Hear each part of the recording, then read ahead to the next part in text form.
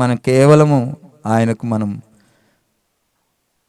ఆయన సాక్షిగా ఒక్క అడిగేస్తే 1000 అడుగులు వేపిస్తాడు ఆయన. ఉదాహరణకి ఏలియా గారు అంటారు, ప్రభువా ఇంకా నేను నడవలేను, నాకు శక్తి లేదు, నన్ను తీసుకో అంటాడు. ముసలివాడు అయిపోతాడు. అయితే దేవుని యొక్క ప్రణాళిక ఉంటే ఆయన ఎట్లయినా ఏదైనా చేయగలడని ఒక్క పూట భోజనం పెడతాడు. ఆయన మళ్ళీ ఎన్నో సంవత్సరాలు తినకుండా నడుస్తాడు, ఎన్నో కిలోమీటర్లు. అంతటి శక్తిమంతుడు మన దేవుడు. కనుక మనం ఒక్క అడుగు వేసేటటువంటి ఆశ మనలో ఉంటే 1000 అడుగులు ఆయన వేపిస్తాడు నిజంగా. సరే, చిన్న ప్రార్థన చేసుకుందాం. వాక్యం చేత మనతో దేవుడు మాట్లాడాలని తలలు వంచుదాం, కళ్ళు మూసుకొని 2 నిమిషాలు మౌనంగా వాక్యమైన దేవుడు మనతో మాట్లాడాలని. ప్రభువా, మీరు నా పిల్లలు, మీకేం కావాలో నాకు తెలుసు అన్నావు. మా కొరత మీరు ఎరిగిన దేవుడు, మాలో గజిబిజి మీరు ఎరిగిన తండ్రి. నాయన, మాలో ఉన్న కొరతను తీసివేయి నాయన. ప్రభువా, శరీర సంబంధమైన వాటిని విడిచిపెట్టి ఆత్మ సంబంధమైన వాటిని వెతుకుటకు మాకు శక్తిని ప్రసాదించు. వాక్యమైన నా దేవుడవు నాయన, వాక్యం చేత మమ్మల్ని బలపరచు తండ్రి. వాక్యం చేత మమ్మల్ని స్థిరపరచు నాయన. మమ్మల్ని మీ సాక్షులుగా మమ్మల్ని నిలబెట్టండి. కార్యారంభము కన్నా కార్యాంతరము మిన్న అన్న తండ్రి,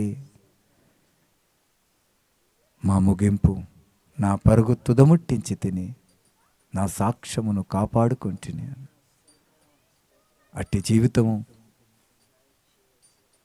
అట్టి నడవడిని మాకు ప్రసాదించమని బ్రతిమలాడుకుంటున్నాం. మా అంతటా మేము నీతిమంతులుగా అవ్వలేము నాయన. మమ్మల్ని పుట్టించినావు, మమ్మల్ని రక్షించినావు, మమ్మల్ని విడిపించినావు, నిత్య రాజ్యంలోనికి పిలిచింది కూడా మీరే అయ్యా. నీతిమంతులుగా చేసింది మీరే తండ్రి. మా ఆత్మీయ స్థితిని స్థిరపరిచి బలపరిచి మీరు అక్కడ వరకు, ఒకవేళ మాకు మరణం సంభవిస్తే మరణం వరకు నమ్మకగా ఉండేటటువంటి ఆ శక్తిని, ఆ నడిపింపును మాకు దయచేయమని, వాక్యం చేత మాతో మాట్లాడమని నజరేయుడైన యేసు క్రీస్తు నామమున అడిగి వేడుకుంటున్నాను నాయన. ఆమేన్. హల్లెలూయా.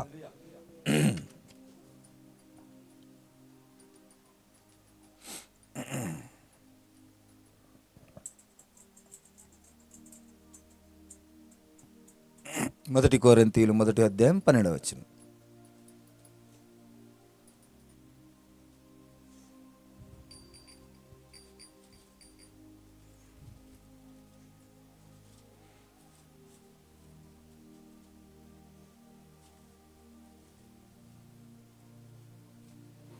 మొదటి కొరింథీయులు 1వ అధ్యాయం 12వ వచనం.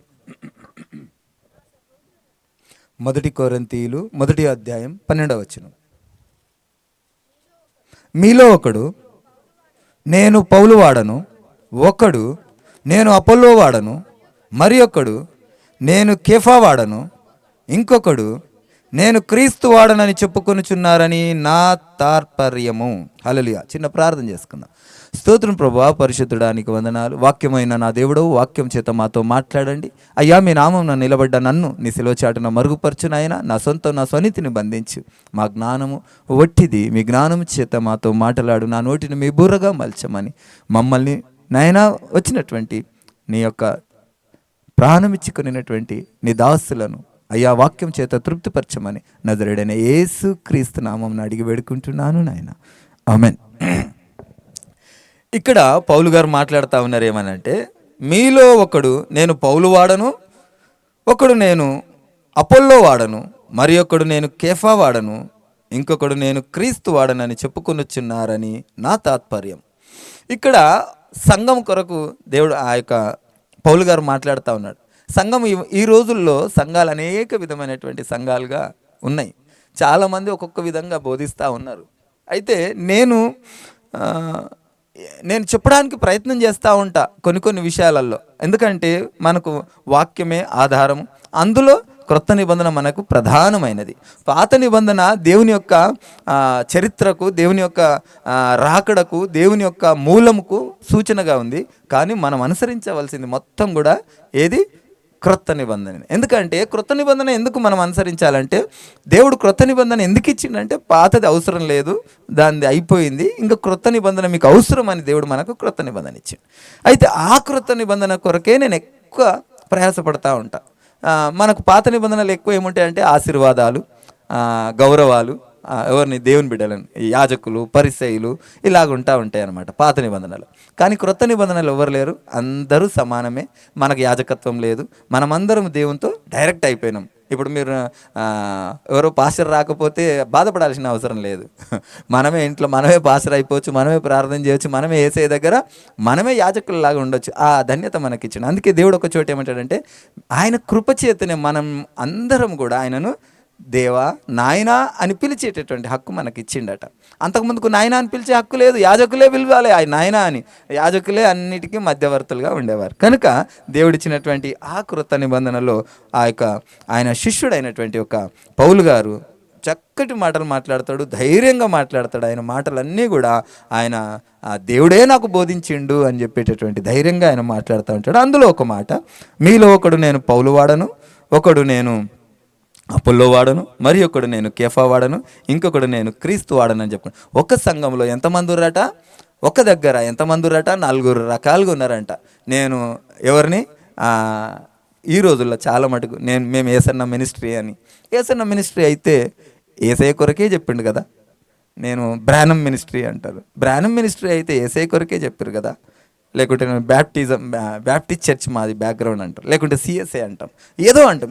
ఏవి ఉన్నా కానీ మనకందరికీ మూలం ఎవరు? క్రీస్తే కదా. కనుక ఈరోజు ఆయనకొక దర్శనము, ఈయనకొక దర్శనం, ఈయనకొక దర్శనం, కొత్తవి మనకు అవసరం లేదు. నేను చాలా మటుకు చూస్తూ ఉంటాను, నేను ఒక బుక్ రాసిన అంటారు నాకు, అయ్యా నువ్వు దయచేసి కాన్సంట్రేట్ చేయి బిడ్డ, ఎందుకుంటే ఈడబెట్టు, అరే ఎవరైనా తీసుకోగల ఉడకపోస్తుంటుంది. అయితే చాలామంది నేను ఒక బుక్ రాసిన అంటాడు. అట్లా బుక్కులు అందరూ రాస్తే ఇంకా బైబిల్ ఎందుకు మరి? ఒక్కొక్క బుక్కే చూసుకుంటాం. బుక్కులు రాయటం కాదు, నీకు అవకాశం దొరికింది, నువ్వు సువార్త ప్రకటించి. అంతేగాని బైబిల్ కంటే మించిన బుక్ ఇంకా ఉండకూడదు. మనకు అర్థం కావాలంటే, బైబిల్ అర్థం కాకపోవడానికి కారణం ఏంటంటే మనం దేవుణ్ణి అడుగుతలేం. నీకు ఎన్ని బుక్కులు వచ్చినా మనకు అర్థం కాదు, ఎన్ని బుక్కులు రాసినా మనకు అర్థం కాదు. అంటే ఈ లెక్కన బుక్కులు రాసే వ్యక్తి ఏమనుకుంటున్నాడంటే, దేవునికి సరిగా తెలియదు, ఆయనకు సరిగా తెలియక నేను ఇప్పుడు కరెక్ట్గా రాసినా చూసుకోండి మీరు బుక్ అన్నట్టు కదా. అది ఎంతటి తప్పు విషయం అది. ఎవరైనా బుక్ రాస్తే దేవునికి సరిగా అర్థం కాలేదా, లేకుంటే దేవునికి వివరించరు రాలేదా, దేవునికి టీచింగ్ చేయడానికి రాలేదా? అట్లా సరిగ్గా రాయలేకపోయినందుకు నేను ఒక బుక్ రాసిన చూడండి అని. ఒకరేమో 1000 నామాల శీర్షిక రాసిర్రు, ఒకరేమో ఇంకొకటి రాసిర్రు, ఒకరేమో ఇంకా అన్య మత గ్రంథాలలో నుంచి తీసి ఇవి 2 కంపేర్ చేసి రాసిర్రు. ఇది చాలా తప్పు. దేవుడు ఏం చేస్తున్నాడంటే, పరిశుద్ధ లేఖనాన్ని ఒక పరిశుద్ధాత్మ ద్వారా రాయించాడు. అంటే దేవుడే రాయించాడు, ఆయన అనుమతి లేకుండా ఈ బుక్ రాయబడదు. కానీ దేవుడు ఏమంటున్నాడంటే, అడగండి మీకు నేను బోధిస్తా అంటాడు. అడిగితే ఆ వాక్యము అర్థాలు మనకు బోధిస్తానంటాడు. నేను నిన్న రాత్రి ఒక విషయంలో చాలా భర్జన అవుతున్నా. ఒక రాత్రి కాదు, దాదాపు నేను యేసయ్య దగ్గరికి వచ్చినప్పటి నుంచి నేను చాలా భర్జన అవుతా ఉన్నా. దేవుని దగ్గర అడుగుతా ఉన్నా, దేవా నా జ్ఞానమి, ఆ విషయం నాకు బోధించు, ఆ విషయం నాకు బోధించని అడుగుతా ఉన్నా. కొన్ని విషయాలు స్పష్టపరిచిండు, అది నేను ఈరోజు చెప్దాం అనుకున్నా. కానీ కొంత కాదు, కంప్లీట్గా నేను మీకు చెప్పాలని ఆ యొక్క లోతు గారి విషయము ఆదికాండం 19వ అధ్యాయంలో రాయబడినటువంటి ఆ మాట ఎందుకు రాయించినావు నాయన? అది జస్ట్ ఫిజికల్ అర్థమేనా అని దేవుని దగ్గర అడుగుతా ఉన్నా. అందులో ఒక కొంత భాగం నాకు దేవుడు స్పష్టతను నాకు కలుగజేసిండు. కానీ నేను రాబో దినాలలో దాన్ని పూర్తి స్పష్టతతో దేవుడిచ్చినటువంటి ఆ మాట ఎందుకు ఇచ్చిండో దాంతో నేను వివరించాలని ఆశపడతా ఉన్నా. కనుక ఈ రోజుల్లో చాలామంది ఎందుకు ఈ మనిషిని ఎందుకు అనుసరిస్తారంటే, వాళ్ళు సొంత బుక్కులు రాస్తూ ఉన్నారు, వాళ్ళు సత్య బుక్కును పక్కన పెడతా ఉన్నారు. దేవుని వాక్యం ఏమని చెప్తుందంటే, ఈ బుక్ చాలు, ఈ బుక్ను అనుసరిస్తే మీరు పరలోకానికి వెళ్తారు, ఇంకా వేరే బుక్కులు అవసరం లేదు. కానీ ఆ బుక్ను అనుసరించాలంటే మనకేం కావాలంటే దేవుని జ్ఞానం కావాలా. దేవుని జ్ఞానం కావాలంటే మనం ప్రధానంగా ఏం చేయాలంటే ఆయనని అడగాల. దేవుడు స్పష్టంగా ఒక చోట రాసిండు ఒక మాట ఏమంటే, అడుగుడి మీకు ఇవ్వబడును, ఏం అడగమన్నాడో మళ్ళీ కిందేమంటాడు, అన్య జనుల వాళ్ళు అడగకండి అంటాడు. దీన్ని బట్టి మనకు అర్థమైంది ఏంటంటే, వాక్య జ్ఞానం కావాలన్నా కానీ అడగాల, దేవునితో నడవాలన్నా కానీ అడగాల, అపవాది శోధనలు జయించాలన్నా కానీ అడగాల. ప్రతిదీ దేవుణ్ణి అడగకుండా మనము ఏది పొందుకోలేము. దేవుడు ఏమంటుండంటే, నన్ను అడగకుండా మీరు జయించలేరు, నేనే మీకు రక్షణ ఇచ్చిన, నేనే మిమ్మల్ని నీతిమంతులుగా చేసిన. ఎవరు నీతిమంతులు గారు? ఇక్కడ నిలబడ్డలమే కావచ్చు, లేకుంటే పెద్ద పెద్ద పాస్టర్లుగా పిలువబడుతున్నటువంటి వారు కూడా కావచ్చు, ఎవరు నీతిమంతులు గారు కాదు. వాళ్ళందరినీ నీతిమంతులుగా చేసింది ఏంటిదంటే ఈ వాక్యము. ఎందుకంటే అధికారం ఇచ్చిండు దేవుడు మనకి, ఆయన బిడ్డలు అని చెప్పుకునేటటువంటి అధికారం ఇచ్చిండు. కనుక ఇక్కడ ఎవరు చిన్న పెద్ద గొప్ప బీద అనే తాత్పర్యం ఏమీ లేదు. అందరూ ఆయన బిడ్డలు. ఆయన కృపను పొందలేకపోతా ఉన్నాము. ఆయన కృపను పొందాలంటే మొట్టమొదటిగా ఆయన ఏం చేయాలి? అడగాల. ప్రతి విషయంలో కూడా అడగాల. శోధనలు జయించాలంటే ఇప్పుడు నేను ఒకరోజు నాకు నిన్న ఒక చిన్న లోకంలో ఉన్నప్పుడు నాకు ఒక అలజడి, నాకు ఏంటంటే సూచనగా ఉంటుండే, ఈ కుడికన్ను అదిరితే నాకు ఏదో ఒక కీడు జరుగుతుండే, ఇంట్లో ఏదో ఒకటి కీడు జరుగుతుండే. అట్లా చాలా రోజులు బంద్ అయిపోయింది. అది ఏసఐ దగ్గరికి వచ్చినాక నిన్న ఎందుకో బాగా తటస్థించింది, అది బాగా కన్ను కొట్టుకుంటే నేను ఫస్ట్ అమ్మకే చేసిన, ఎందుకంటే అమ్మ అందరికీ ఫోన్లు చేస్తుంది కదా అని. అమ్మకి చేస్తే అమ్మ స్విచ్ ఆఫ్ వచ్చింది. నాకు కొద్దిగా టెన్షన్ ఉంది, అదే పనిగా కొట్టుకుంటా ఉంది. ఎందుకబ్బా అనుకుంటున్నా. సరే అని అమ్మకి లాస్ట్కి ఫోన్ కలిసింది. అమ్మకి చెప్పిన, అమ్మ నా కుడికన్నా అదురుతుంది. ఇంతవరకు అయితే అలాంటి శకునాలు ఏం కాలేదు దేవుని దగ్గరికి వచ్చినాక, కానీ ఎంతకైనా మంచిది. ఇప్పుడు మనకు ఒక కల పడుతుంది. ఏమని పడుతుంది? నేను చచ్చిపోయినట్టు మీలో వరకు కలబడుతుంది. అయితే దాని అర్థం ఏంది? ఇప్పుడు మేరీకి నేను చచ్చిపోయినట్టు కలబడ్డది అనుకో, మేరీకి వచ్చి అందరికీ చెప్తుంది శామ్యుల్ చచ్చిపోయినట్టు కలబడ్డది అని. అంటే నేను చచ్చిపోకపోతే మేరీకి పడ్డ కళ దేవుడు చూపించలేదన్నట్ట కాదు. ఆ యొక్క కళను ఏం చేయాలంటే యేసయ్య దగ్గర పోయి ఇది జరగబోయేదాన్ని దాన్ని యేసయ్య కరుణించిన ఆయన కొట్టేయ్యా అని అడగాలి. అలాగే ఈ కన్ను అదిరినటువంటి సూచకం ఉండే అమ్మకు చెప్తే అమ్మ పోయి చేతులు ఎత్తి ప్రార్థన చేసింది. మేము కూడా ప్రార్థన చేసినాం, తండ్రి ఏ కీడు రావద్దు. అంతా మాకు ఏ న్యూస్ రాలేదు. అట్లా అన్నమాట. దేవుని దగ్గర మనము ప్రతిదీ అడగాల. అడిగితే వాటి నుండి వచ్చేటివి ఉంటాయి, కొన్ని ఉంటాయి, కీళ్ళు ఉంటాయి. కానీ దేవుని దగ్గర మనం అడుగుతుంటే వాటిని ఖచ్చితంగా మనని జయింపజేస్తాడని దేవుని వాక్యం చెప్తా ఉంది. కనుక ఈ రోజుల్లో మనం ప్రధానంగా ఏదో చాలా మటుకు నేను ఒక్కొక్కసారి చూస్తాను, ఒక గొప్ప పాస్టర్ వస్తుందంటే చాలామంది వస్తారు. నేను రీసెంట్లీ కొంతమంది పాస్టర్ సహవాసంతో నేను కలుస్తా ఉన్నా. అయితే వాళ్ళు నాతో అంటారు అనమాట, ఒక పెద్ద పాస్టర్ వస్తుండు, గొప్ప ఆశీర్వాదం పొందినటువంటి పాస్టర్ వస్తుండని అంటాడు. నాకు నచ్చదు, కానీ ఇంకా నేను అట్లా అంటే నేనే గొప్పవాడిని అయిపోతానేమో అనేసి కొన్నిసార్లు సందర్భాలలో పోయినప్పుడు ఇంకా కొన్ని అసంతృప్తులు జరుగుతూ ఉంటాయి. గొప్ప పెద్ద అనేది ఏం లేదు, దైవజనుడు వస్తే పోవచ్చు. కాకపోతే ఏంటంటే ఆయన దగ్గరికి వెళ్ళి మనము సాష్టాంగ పడటం మాత్రం నాకు ఇష్టం అనిపించదు. ఎవరి దగ్గరికైనా కానీ, ఏ సంఘ కాపరైనా పర్లేదు, ఈవెన్ ఎవరైనా పర్లేదు, సాష్టాంగ పడటం అది దేవునికి వ్యతిరేకమైన మాట. అందుకే ఇక్కడ పౌలు గారు అంతటి అధికారంతో చెప్తుండే, మీలో కొంతమంది ఈ మనిషిని, కొంతమంది ఈ మనిషిని అని మీరు మాట్లాడుతూ ఉన్నారని నా తాత్పర్యము. 13 చూడమ్మా. క్రీస్తు విభజింపబడి ఉన్నాడా? పౌలు మీ కొరకు సిలువ వేయబడేనా? పౌలు నామమున మీరు బాప్తిజం పొందినారా? నా నామమున మీరు బాప్తిజం పొందినారా? ఎవరైనాను చెప్పకుండానట్లు. ఇది క్రీస్తు అని ఉంది అక్కడ, క్రీస్పనుకును అనుంది. సరే, గాయనకును తప్పి మరో ఎవనికిని నేను బాప్తిసం ఇయ్యలేదు, అందుకై దేవునికి కృతజ్ఞతాస్తుతులు చెల్లిస్తున్నాను. చాలమ్మా. అయితే ఇక్కడ నేను కైఫా మనుషును, నేను పౌలు మనుషుని, నేను ఈ మనుషుని, నేను ఆ మనుషుని అని చెప్పుకుంటున్నారు కదా. ఇక్కడ స్పష్టంగా మాట్లాడుతున్నాడు, క్రీస్తు విభజింపబడినాడా? క్రీస్తు విభజింపబడినాడా? పౌలు మీ కొరకు సిలువ వేయబడినా? పౌలు నామమున మీరు బాప్తిసం పొందినారా? మీరు ఏ నామమున బాప్తిసం పొందినరు? క్రీస్తు నామమున, నజరేయుడైన యేసు నామమున మీరు బాప్తిసం పొందినరు. మీకు ఏ నామమున మీరు ఆ యొక్క ఉపదేశింపబడాలంటే క్రీస్తు నామమున, క్రీస్తు కొరకు, క్రీస్తు సాక్షులుగానే మీరు బ్రతకాలా. క్రీస్తు సాక్షులుగానే బ్రతకాలా, క్రీస్తు సాక్షులుగానే మీరు మరణించాలి.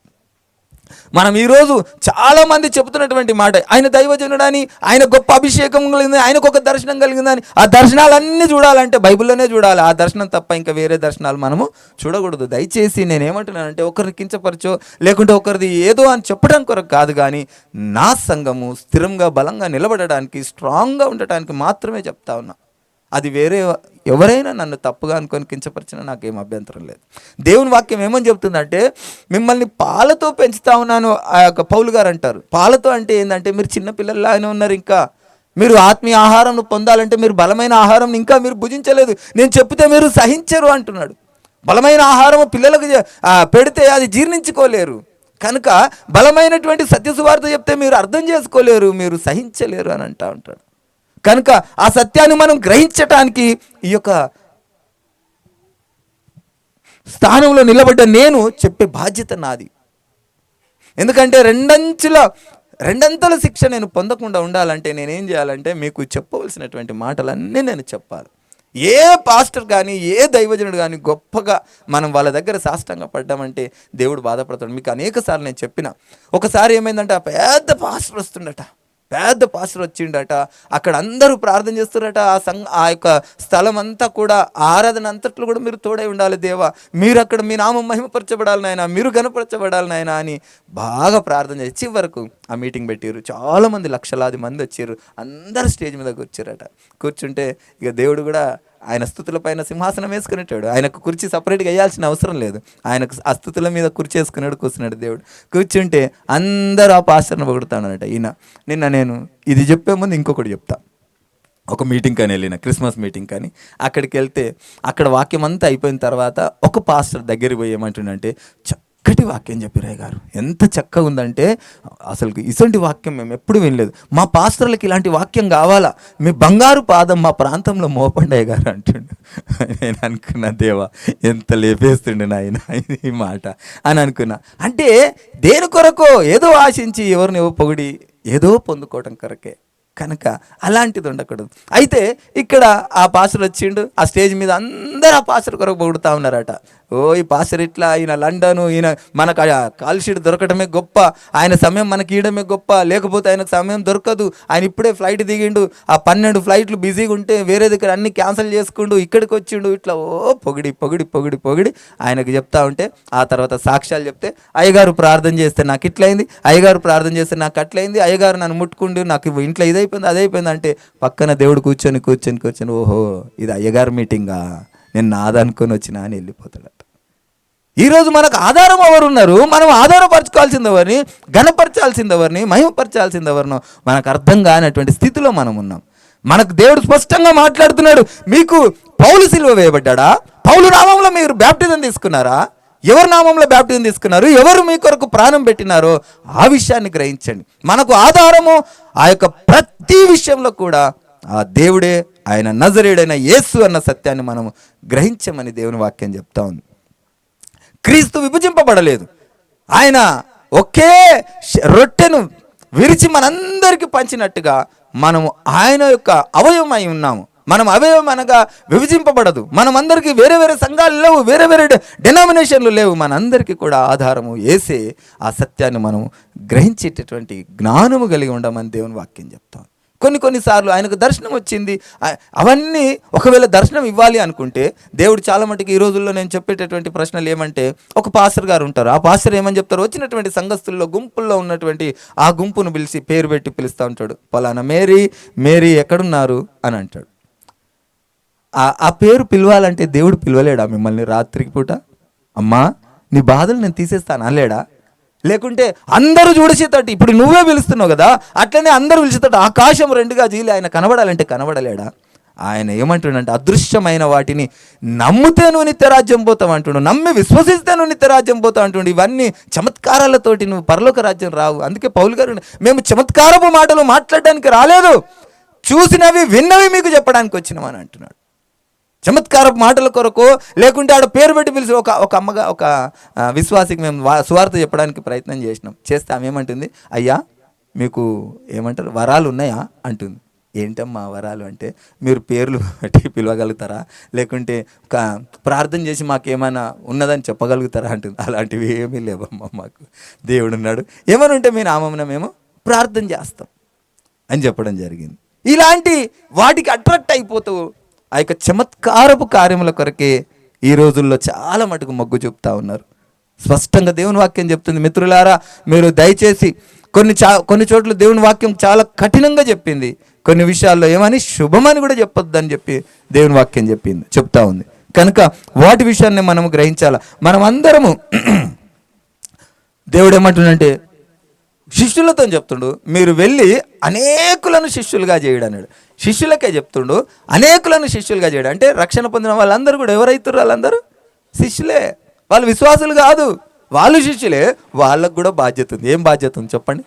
వాళ్ళకు కూడా బాధ్యత ఉంది. ఏముంది ఆ బాధ్యత? సువార్త చెప్పాలా, ఆత్మ. వాళ్ళు కూడా సంఘం పెట్టుకోవచ్చు, వాళ్ళు కూడా సువార్థకులు కావచ్చు. వాళ్ళంటే మీరు కూడా, మీరు కూడా ఏం చేయాలా? సువార్త చెప్పాలా. మీరు కూడా విశ్వాసులు కాదు, మీరు కూడా సంఘ కాపరులు. కానీ మీ బాధ్యత అదే ఆ విషయాన్ని గ్రహించాలి. దేవుడు ఒక చోట అంటాడు, గొర్రెనే కానాలా. సంఘ కాపరి గొర్రెలను కానాడు, ఖాళీ చెప్తా ఉంటాడు. గొర్రెలు అనుకో, మీరు అందరు గొర్రెలు అనుకో. గొర్రెలు కానాలంటే ఏం చేయాలి? విశ్వాసులను తీసుకొని రావాలి. మేత పెట్టడానికి మేము ఇక్కడ ఉన్నాం కదా, ఆ సత్యం చెప్పడానికి మేము ఇక్కడ ఉన్నాం కదా. కాబట్టి మేము ఒక చర్చికి వెళ్ళినాం. అప్పుడు నేను సంఘం పెట్టక ముందుకు అక్కడికి వెళ్ళినప్పుడు దాదాపుగా ఒక 6-7 కుటుంబాలను తీసుకుపోయినాం. ఆ సంఘము ఒక 15 మంది నుంచి స్టార్ట్ అయిందండి. ఆ తర్వాత దేవుడు ఆ సంఘాన్ని విస్తరించిండు. ఆ సంఘం ఇప్పుడు నిండిపోయిందంట. 100 మంది 150 మంది దాకా వస్తాను. అంటే మనము ఎక్కడికి వెళ్ళినా కానీ ఆతృతతో ఎక్కడైనా పర్లేదు. మళ్ళీ నేను ఆన్లకించి ఇక్కడ సంఘం పెట్టుకోగానే వాళ్ళు అనుకోరు వాళ్ళందరినీ తీసుకుపోతారేమో అనుకోండి. చీచి, ఎక్కడైనా దేవుని వాక్యమే, ఇదైనా దేవుని వాక్యమే, అదైనా దేవుని వాక్యమే. ఎక్కడైనా వెళ్ళండి. కాకపోతే ఏంటంటే మన బాధ్యత, మనం చేసే పనికి మనకు అక్కడ ఒక ఏమంటారు ప్రతిఫలం ఉంది. దాని కొరకు మనం ప్రయాసపడుతున్నాం. కానీ ఇక్కడేదో గుంపును చూపించడానికో, ఇక్కడేదో జీవనోపాధిని పెంచుకోవడానికో కాదు. కనుక ఆ విషయాన్ని మనం గ్రహించాలి. మనం దేవుని కొరకే పని చేస్తున్నాం, దేవుని కొరకే చేద్దాం. వాటిని మనం లక్ష్య పెట్టాలా. స్పష్టంగా దేవుడు మాట్లాడుతుండే ఏంటంటే, దర్శనాలు ఒకరికి చూపించి నాకు దేవుడు దర్శనం చూపించిండు అని నీ మీద రుద్దు. ఆయనకు చూపిస్తే ఆయన దర్శనం అది. ఇప్పుడు ఆయనను నువ్వు పలానా చోటుకి వెళ్ళి బిడ్డ, నువ్వు అక్కడ సేవ చేయంటే అది ఆయన దర్శనం. కానీ నాకు దేవుడు చూపించిండు, మీ ఇంటికి వస్తే నిన్ను 2000 ఇవ్వమన్నాడు. పాస్టర్ ఉండట 2000 ఇవ్వమన్నాడు నాకు అని అన్నాడంట. ఒక ఆమె అంటేనే ఉన్నట్టే, ఎవరు ఉండేమా, నాకు 2000 నువ్వు ఇస్తావని దేవుడు చూపిస్తున్నాను అన్నాడంట వాళ్ళ ఇంటికి వెళ్ళి. నీ దర్శనాన్ని ఇతరుల మీద రుద్దొద్దు. ఇంకో విషయం, నిన్ను సేవకు తీసుకోమన్నాడు దేవుడు. అది ఎవరి దర్శనం వాళ్ళకి దేవుడు ఇస్తాడు. నాకు బయలుపరిచాడు. నీది నీకే, నాది నాకే, ఎవరిది వ్యక్తిగతం వాళ్ళకే. కనుక బ్రానం గారు దర్శనం బ్రానం గారిది ఉంది. ఆయన మంచి భక్తుడే, నేను కాదనను. కాకపోతే ఆయన ఇచ్చినటువంటి కొన్ని విషయాలలో నేను సస్తే ఏకీభవించాను. నాకు దేవుడే ఆధారం. దేవుడు ఏమన్నాడు? భూమి మీద ఏ ఒక ఆకారాన్ని చేయొద్దన్నాడు. అది పౌలు గారు ఏమంటారంటే, పౌలు నీ కొరకు చచ్చిపోయిందా, పౌలు నీ కొరకు సిలువ వేయబడ్డా, పౌలు నామంలో నువ్వు బ్యాప్టిజం తీసుకున్నావా అని క్లియర్గా చెప్తాను. ఈ విషయాన్ని అర్థం చేసుకున్న వాళ్ళు అర్థం చేసుకుంటారు. అర్థం చేసుకోకపోతే మనం ఏం చేయాలి? మంచిది. కీర్తనలు 23వ కీర్తన అందరికీ తెలుసు. తీయకుండా చెప్పండి ఏందో 23 కీర్తన. ఎస్, ఇక్కడ యెహోవా నా కాపరి, నాకు లేమి కలదు కదా.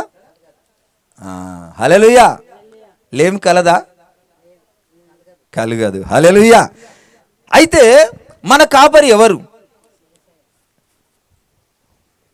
సంఘ కాపరి కదా. సంఘ కాపరి కాదు. నేనేందంటే మేత పెట్టే పనివాణ్ణి నేను కదా. ఇప్పుడు గొర్రెల దొడ్డిలు ఉంటాడు. గొర్రెల దొడ్డి ఆయన ఏం చేస్తాడు? గొర్రెల దొడ్డిలో పని చేస్తే ఆయన పెండ ఎత్తుతాడు, నీళ్లు కొట్టి మొత్తం జాడకట్ట కొట్టి సాఫ్ చేస్తాడు, మేత తెచ్చేస్తాడు. ఇంకా అవసరం అంటే బర్రెలను అడుగుతాడు.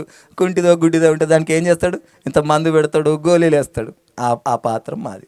కానీ అస్సలు కాపరి ఎవరు? నజరేయుడైన యేసు క్రీస్తు అని దేవుని వాక్యం చెప్తాం. అయితే చాలా మట్టుకు మనం బయటికి వెళ్ళినప్పుడు ఒక్కొక్క దాని మీద చూస్తూ ఉంటాం. ఎక్కడ చూస్తుంటారు ఈ వాక్యాన్ని? ఆటోల మీద, ఇంకా లారీల మీద, కార్ల మీద. వాళ్ళకి ఏంటంటే జస్ట్ కేవలం భద్రత కొరకే. నేను చిన్న ఉన్నప్పుడు లోకంలో ఉంటుంటే చెడు పనికి సినిమాకి వెళ్ళేటప్పుడు కూడా ప్రార్థన చేసేది దేవా అని. సినిమా కానీ కాదు, కానీ వెళ్తున్నా నాకు కాపుదల అయిన ఆయన, నాకు రక్షణ ఈ తండ్రి అని పోయేవాడిని. నేను రియల్గా చెప్తున్నా. అంటే నా యొక్క అనుభవాన్ని మేము చెప్తేనే కదా ఇతరులకు అర్థమవుతుంది. కనుక నాకు అట్లా తెలియదు, నేను ప్రార్థన చేసుకొని వెళ్ళేవాడిని. అయితే చాలామంది ఏం చేస్తారంట తెలుసా, దొంగతనంకి వెళ్ళేటప్పుడు కూడా వాళ్ళ దేవుళ్ళకు ప్రార్థన చేస్తారట. ఏమని, నేను పోయిన దొంగతనం సక్సెస్ అయితే 10వ వంతు నీకు ఇస్తా అంటారట. కనుక ఇవన్నీ ఏంటి అంటే ఆపదముక్కులుగా చాలామంది అనుకుంటా ఉంటారు. దేవుడు ఏమంటున్నాడంటే,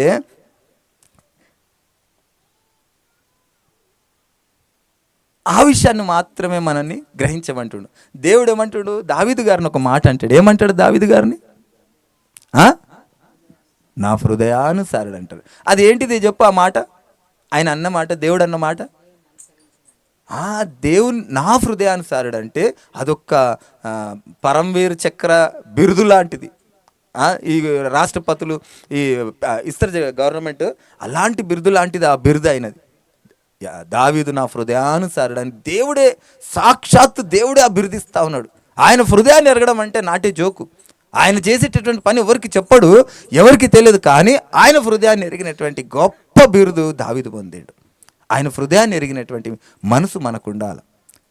దావీదు నా హృదయానుసారుడు అన్నాడు. దేవా ప్రతిరోజు, దేవా మరి ఎందుకు రాయించినావు బైబిల్లో? ఊరికే ఆయన గురించి చెప్పడానికి, గొప్పగా చెప్పడానికి రాయించిండా? కాదు. ఇవన్నీ బైబిల్లో మనకు ఎందుకు రాయించండి చెప్పండి. మనం పొందుకోవడానికి ఆయన ఇస్తానంటుండు. మీరు అడగండి నేను ఇస్తా అంటుండు. దావీదుకి ఇచ్చినావు నాయన నా హృదయానుసారుడు అన్న బిరుదు, ఆ బిరుదు నాకు కూడా కావాలా అని ప్రార్థన చేయాలి. ఆయన హృదయాన్ని మనం ఎరిగితే మనం ఏం చేస్తాం చెప్పండి? ఆయన హృదయాన్ని ఎరిగిన వాళ్ళు ఏం చేస్తారు? మనం తొట్టిల్లము. ఆయనకి ఇష్టం ఏదో అది మనకు తెలిసి ఉంటుంది. ఇప్పుడు అక్క వాళ్ళ ఇంటికి వెళ్ళేటప్పుడు అక్క వాళ్ళ ఇష్టం మనకు తెలిసి, అక్క వాళ్ళ ఇంటికి వెళ్ళినప్పుడు ఏం తీసుకుపోవాలో మనకు తెలుసు. ఎందుకంటే అక్కకి ఏది ఇష్టం ఉంటుందో. ఇష్టం లేకుంటే ఎట్లా తెలుస్తుంది? ఇష్టం ఉండాలి. ఆయన హృదయం ఎరగాలంటే వాళ్ళతో క్లోజ్గా ఉంటేనే కదా మనకు ఎవరి ఇష్టాలన్నీ తెలిసేది. కనుక దేవునితో మనం క్లోజ్గా ఉంటే ఆయన హృదయానుసారుడు అన్న బిరుదు మనం పొందుకోగలుగుతాం. ఆయనకి ఇష్టం ఏదో, ఆయనకు అయిష్టం ఏదో మనం గ్రహించగలుగుతాం. ఆ విషయాన్ని మనం బాగా తెలుసుకోవాలి. అయితే ఇక్కడ 2వ వచనం చూడండి అమ్మా.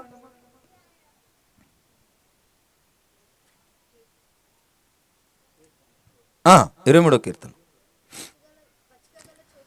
పచ్చిక గల చోట్లను ఆయన నన్ను పరుండజేయును, శాంతికరమైన జలముల యొద్ద నన్ను నడిపించుచున్నాడు. నా ప్రాణమునకు ఆయన సేద తీర్చుచున్నాడు. తన నామమును బట్టి నీతి మార్గములలో నన్ను నడిపించు. హల్లెలూయా. ఇక్కడ దేవుడు మన కాపరైతే, నిజంగా మనము దేవుని బిడ్డలమైతే, దేవునికి ఇష్టంగా మనం బ్రతికితే ఆయన మనకు కాపరైతాడు కదా. మనం కేవలంగా నామమాత్రంగా ఉంటే ఆయన మనకి కాపరి కాడు. ఆయన కొన్నిసార్లు మనం చాలాసార్లు కూడా మనం చూసుకున్నాం. ఇప్పుడు ఎవరు మనకు బాగా క్లోజ్గా ఉండేటోళ్ళు ఎవరైనా ఎదురుపడితే ఏం చేస్తారు? ఆగి మాట్లాడుతూ ఉంటారు. ఏదో ఒకసారి 2 సార్లు పరిచయం ఉన్న వాళ్ళు ముఖం ఉంటే హలో అనుకుంటే వెళ్ళిపోతూ ఉంటారు. ఈ దేవుడు మనకు కాపరిగా ఉండాలంటే మనం ఆయనకు క్లోజ్గా ఉండాలి. ఆయన క్లోజ్గా ఉంటే ఆయన ఏం చేస్తాడట? పచ్చిక గల చోట్ల ఆయన నన్ను పరుండ చేయుచున్నాడు, శాంతికరమైన జలముల యొద్ద నన్ను నడిపించుచున్నాడు. జలములు అంటే ఒకటి వాక్యము, ఇంకొకటి జనములకు కూడా దేవుడు సూచనగా ఇచ్చిండు. సముద్రం అయితే సముద్ర జలములు అయితే జనాంగాలకు సూచన, వాగులకైతే వాక్యానికి సూచన కనబడుతుంది మనకు వాక్యంలో. అయితే మనం ఈరోజు ప్రధానంగా పీడింపబడుతున్నాం ఏంటంటే అపవిత్రాత్మల చేత మనం పీడింపబడుతున్నాం. ఈ అపవిత్రాత్మలు ఎట్లా కార్యం చేస్తాయి? డైరెక్ట్గా వచ్చి చేస్తాయా, లేకుంటే గాల్లో అవి ఇవి లేపి మనకేం చేస్తాయంటే? కాదు, మనుషులలో దూరి మనల్ని పాడు చేస్తూ ఉంటాయి. మనం సపోజ్ చర్చికి పోకుండా చేయాలనుకో, ఎవరో ఒకరు వచ్చి ఏదో ఒక పని చెప్పడం, అక్కడ పని చేస్తాడు. అలాంటివన్నీ జరుగుతూ ఉంటాయి. కనుక ఈ యొక్క పచ్చిక గల చోట్ల ఆయన పరుండజేయును, శాంతికరమైన జలములు, మంచి వారి యొక్క సహవాసం దేవుడు మనకిస్తాడు. ఇప్పుడు మంచి సహవాసం అంటే ఏమంటే, దాబ్బా ఆడ మీటింగ్ ఉంది, దాబ్బా ఇక్కడ దేవుని యొక్క సువార్త చెప్పుదాం. ఇవన్నీ ఏమైతాయి అంటే, సువార్త చెప్పిన మీటింగ్ చెప్పిన ఏమైతాయి? పరలోకంలో మన ధనము సమకూర్చబడతా ఉంటుంది. మనం ఈ రోజుల్లో చాలా మటుకు పొద్దున్న లేస్తే రాత్రి వరకు మనం ఏం చేద్దాం, ఎంత కష్టపడదాం, పిల్లలకి ఏం చేద్దాం, మనకేం చేసుకుందాం, మన ఇల్లు ఏం చేద్దాం అనే ఆలోచనే మనకు ఉంటుంది. కానీ ఆ పరలోక ధనం సమకూర్చుకోవాలన్న ఆలోచన మనలో ఎవరికి కూడా ఉండదు, తక్కువ.